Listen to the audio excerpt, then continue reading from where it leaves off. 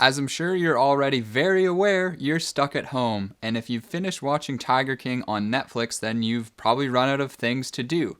So I thought today would be kind of a great day to introduce you to some of the books on personal finance that had a huge impact on my life. One of these books actually turned out to be the very thing that catalyzed my interest in personal finance and essentially turned on the light bulb inside of my head. I couldn't imagine where I would be today if I didn't have these books to refer to when I was a beginner, so I wanted to put together a little reading list so you can experience the same impact that it had on me. So I picked out 5 of my favorite reads to start with if you're a complete beginner, and I've even thrown in a 6th one as a little bonus that's not really a book on personal finance per se, but it does give you a really interesting perspective on money. And so today's video is going to be really chill. Honestly, I recommend, maybe grabbing a beverage of your choice, kicking back, relaxing, and let's just talk about some good reading material.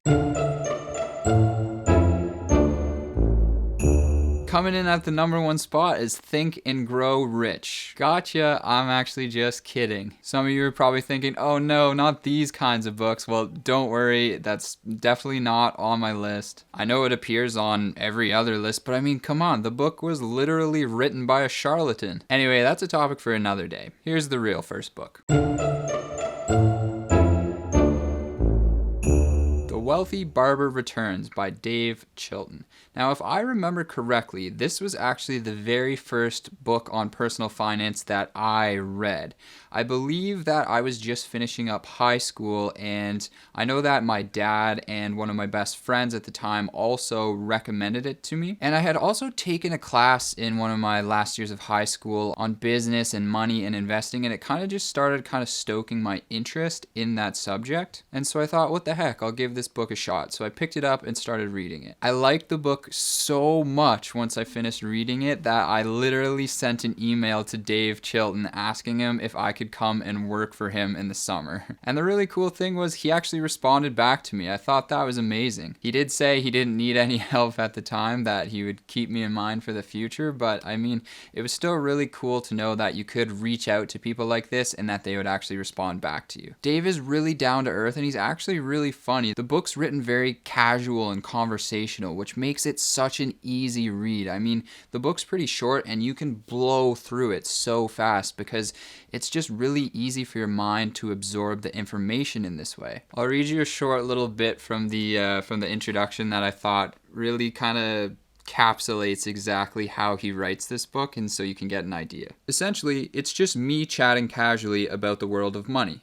It's almost as though I'm in your living room, except better because, well, I'm not. So there's just lots of little jokes in there, a lot of dad jokes. He's very much a dad. And it's an excellent introduction to the basics of personal finance. So it kind of goes chapter by chapter and it covers all the basics that you need to understand when you're getting started out without going too deep into them so that you get lost. It kind of just gives you an overview so you know, okay, here's the plan, here's the map, here's what I need to get set up, and then you can kind of decide what areas of interest you want to dive deeper into after you've read this book. So that's why it's the book that I recommend that people start out with. If they know absolutely nothing about money, about personal finance, I really recommend starting out with this one because it's just such a great overview of all the things that you should probably understand. It basically just lays out what you need to do to live a happy, normal life, but also be in good shape financially. It's not going to teach you how to get rich quick. It's not going to teach you how to be a day trader or anything like that. That's not the point of the book. It's really catered towards people who want to understand the basics, get those down pat, and then not worry too much about money for the rest of their life. So, I mean, it's a classic, and rightfully so. So, yeah, I mean, I'd really recommend starting out with this one if you're a complete beginner. Millionaire Teacher by Andrew Hallam. So after reading The Wealthy Barber, I knew that I wanted more. I knew that I had just begun to scratch the surface on a lot of these topics. Specifically, the investment realm was really interesting me, so I knew that I needed to dive deeper into that to fully understand it. I was beginning to understand the power of compound interest and what it can do to money over long periods of time. So I wanted to start harnessing that power as soon as possible and get it working for me. But I found information on investing to be so confusing. It seemed like everybody had a different answer, a different opinion, and a lot of the articles you would read were about how to pick the right stocks and things like that, and it just seemed like a whole mess to me, and I couldn't really make sense of it. So that's when I found The Millionaire Teacher. Now, The Millionaire Teacher basically tells the story of the author, Andrew, who became a millionaire in his 30s just off of a regular teacher's salary. So it basically breaks down how he did that, what information he needed to learn and put into action in order to achieve this. So this book is basically his blueprint for accomplishing what he did. And after reading it, now I'm essentially trying to follow in his footsteps. So this book definitely goes deeper into investing and introduces the idea of index funds. This is where I really started to learn about index funds, get interested in index funds, because I realized that this guy who just lived off a teacher's salary was able to use the power of index funds and good financial habits like saving a high percentage of your income.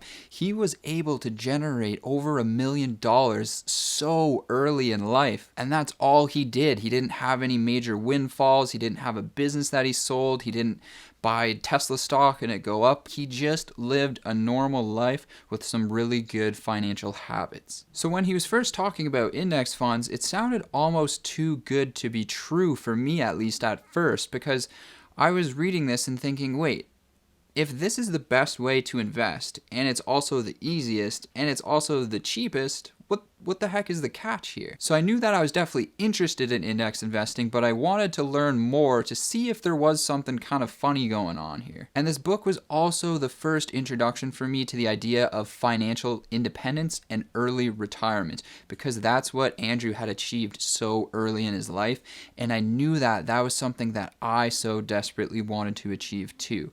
And it's not because I don't want to work, and it's not because Andrew doesn't want to work, it's because we want to have the freedom to do things on our own terms. So overall, this one really expands upon the topics that were covered in The Wealthy Barber and goes deeper into things like how to invest your money as well as strategies for saving money, and it even goes a step further to tell you how you can kind of live an extraordinary financial life while still living just a normal everyday life. This one was also super life-changing for me, and I can't recommend this one enough.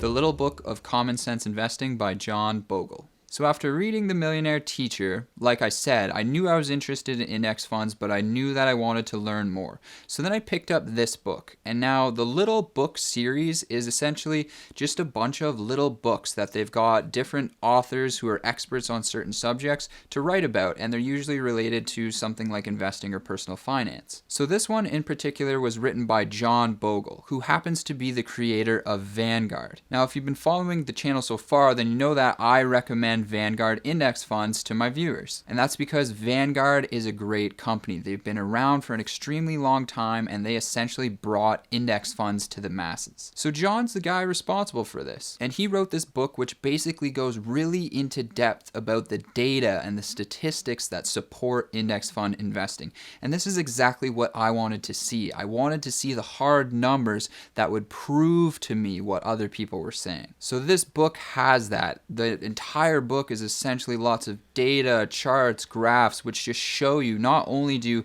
index funds outperform basically everyone else over the long term, but that you'll save tons of money on fees, and it's extremely easy to do. It really takes no expertise on your behalf. And one of the things that I really loved about the book was after each chapter, there would be a little section called "Don't Just Take My Word for It," where it would include essentially this quote, basically, of another person in the financial space who would basically be advocating for index funds. So there would be people in there like Peter Lynch, who is a former hedge fund manager. There would be Warren Buffett quotes. There would be Nobel Prize winners. I mean, there's just so much supporting evidence for index funds in this book that it's crazy. So this book definitely really solidified my stance on index funds, and I recommend that if you're at all on the fence about them, maybe you've watched some other people on YouTube who talk about individual stock picking, or maybe you see a lot of the people who talk about dividend investing. I'd really recommend reading this one because it essentially gives you all the data and all the evidence you need to make an informed conclusion. And so essentially this is where my stock picking, trading, derivatives, options, trading career kind of ended here. I realized that I wasn't going to be able to keep up those things for the long term anymore, and that I could just change to a strategy that allowed me to essentially kick back and relax and earn a really great return over the long term. It was just a really easy decision to make.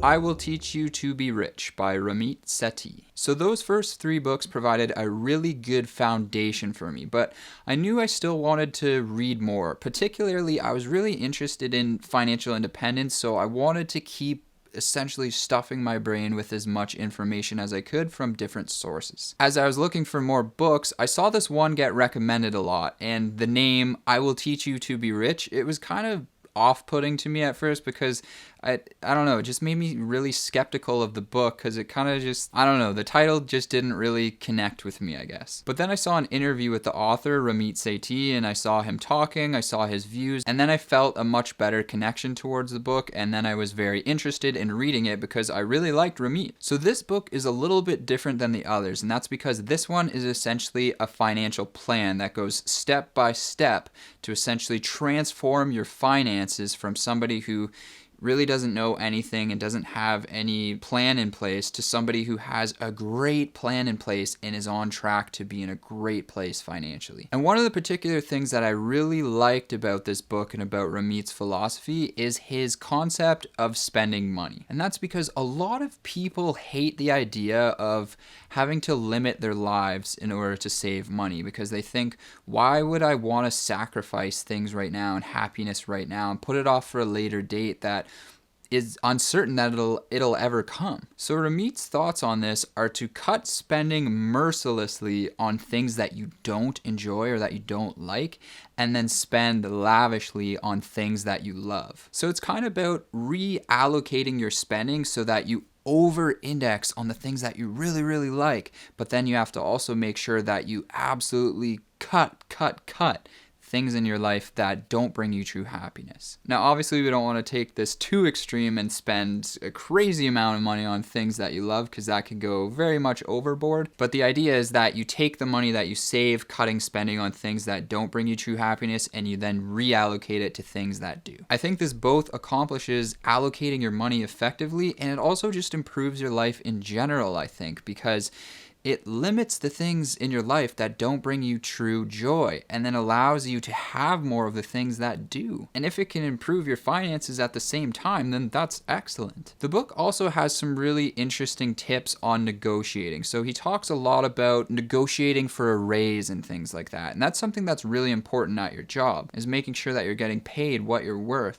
And on top of that, he also gives you some kind of like scripts you can basically use to call credit card companies or other companies and basically try and get them to waive certain fees. Now, I haven't tried any of these myself to see if I could get any fees waived, but that would maybe be an interesting video idea. Now, if you're planning on following this system, just keep in mind that it is an American book, so a lot of the information will be specific to Americans and talk about things like 401ks and IRAs, which are essentially just their version of RSPs and TFSAs. But the principles are still very similar because they can be applied universally across the world. So I would say that it is still worth reading just for that. The Millionaire Next Door. Now, this book is pretty interesting because it's a little bit different than the other ones, and the first edition of this book is actually quite old. And what it's about is essentially the author went and profiled a bunch of millionaires in the United States. So they essentially conducted surveys about different aspects of their lives. And what they found out was that there's essentially a whole bunch of secret millionaires essentially living in America.